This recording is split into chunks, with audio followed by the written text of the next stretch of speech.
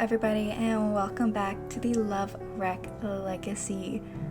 We started off this episode not on the best of terms.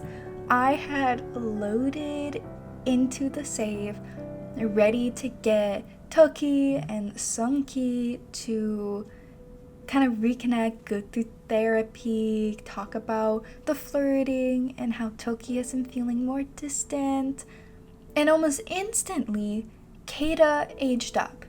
And I didn't realize that her birthday was the day before, the day that Toki's birthday was. So that was a shock. And then on top of that, right after she aged up, Sunki passed away from old age. So it was just a lot that happened all at once. But hey, it's okay. We're fine.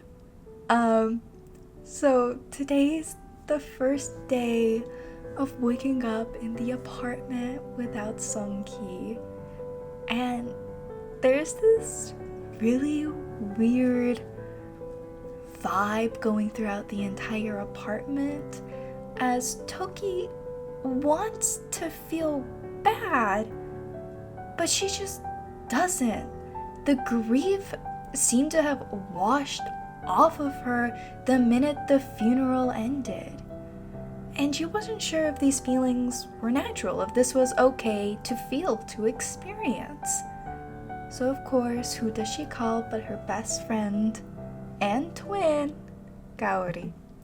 They decide to meet up at the cafe and talk over their feelings, and Toki realized nearly instantly that Kaori was more sad than she was, and she wasn't really sure how that happened, or, well, in truth, she wasn't even sure how she could feel. Was this just numbness over the death of the love of her life, of her husband, the father of her children? Was she just numb to it all? Or did she truly just not care anymore? All she could really do was focus on being herself, in a way. What else could she do? Her children were growing up and heading off to school. She could focus on writing more books, maybe, more music. She was a 4-star celebrity. She is a 4-star celebrity. I mean, she could try to become a 5-star, which could be fun. But is that really what she wants? And Toki realized as she's talking to Kaori, oh my goodness, I think I'm going through a midlife crisis, along with the possible grief of the death of my husband.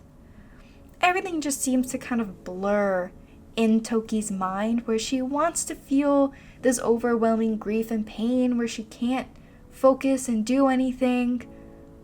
But that's not how she's feeling. She feels inspired. She feels creative. She feels as if she can do a million things over and over again. And so she sits down and she decides to write a poetry book. She did title it for her husband and to her husband, but it was more so to the feeling that she didn't need to feel bad. But if she were to confess this in reality to someone else, it wouldn't be the best. The next morning, as the sun peeked through the windows and past the curtains, Toki woke up with this uncontrollable grief. The sadness had finally crashed into her. The day before, she thought she could ignore it, or in all honesty, she wasn't even sure it was there. Maybe it was her version of denial. And she picked up her phone and she scheduled with grief counseling. They had to help her somehow. Because if they didn't, who would? She came back feeling better, relieved. They had helped her in every way she needed, and it left her to the point where she lost all feeling of incompetence. She didn't feel sad anymore. She felt once more inspired, and it left her wondering if this would be a constant cycle she would be stuck with. That she would feel this overwhelming wave of grief and she would buckle over and not be able to function, to suddenly having this wave of numbness that she could easily look past, to back to this wave of inspiration. And all she could do was write. She couldn't even pick up her music. She couldn't do any guitar or piano. She just needed to write. And that's what she did. She wrote a new book series called Venture More. As Miyu finished writing her masterpiece, she needed some sort of socialization. But instead of calling her sister or brother or any other friend, she called Mitsu. After seeing him a while back, she wondered if maybe he wanted to actually reconnect with her. They seemed to have caught up pretty well as he sat at the lounge and drank. The yapping didn't stop, and without realizing it, Toki began to flirt, though tears did prick at her eyes as she sent a kiss or two. And she asked him, "Are you seeing anyone? Are you single?" Minsu responded, "Yes, I am." And Toki felt her cheeks flush up again, and she asked, "Would you be interested in seeing me?" Minsu froze. He wasn't sure how to respond. Toki sensed this sudden awkwardness between them and quickly stated that it's okay, we could just be friends. But Minsu wasn't interested in talking with Toki anymore. He just wanted to leave. So Toki, heartbroken and embarrassed, saw that she could have a little fun still on this impromptu hangout that failed. After jazzing the place up, Toki ran up to the bathroom, soon bumping into Minsu. She assumed this was him trying to say goodbye, however he seemed to have other plans. He hugged her and held her tight before a kiss. Toki was beyond confused.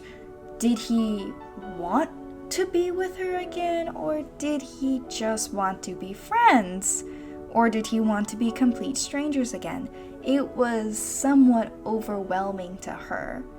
Of course, her husband had just passed away. A part of Toki didn't even want to exist anymore. She just wanted to be in this strange prelude to being alive. She wanted to barely be there. She just wanted to help her daughters live and grow up and try the best she could without a father, but there wasn't much that Toki could do. Now it was all coming back. The tears, the sudden joltiness of it all, when our next door neighbor, Akira, came knocking. And almost instantly, Akira gave us a ride. It was his way of saying, "I'm sorry for your loss. I'm here for you if you need to." But Toki wasn't in need of friendship right now. Maybe in reality she did, but Toki wanted something else. Though Minsu hadn't given her what she had expected or wanted, Toki decided that Akira would be, well, in lack of a better word, good enough. And Akira didn't seem to mind at all. He seemed to rather enjoy it and prompted a few things himself. And course, that seemed to escalate things rather quickly. Toki knew it wasn't a healthy way of coping, but it was her way of coping. And if Akira was okay with it, well, that was that. Alrighty guys, I hope you enjoyed this week's episode. Be sure to stay tuned for next time. Remember to stay safe and have fun. Bye!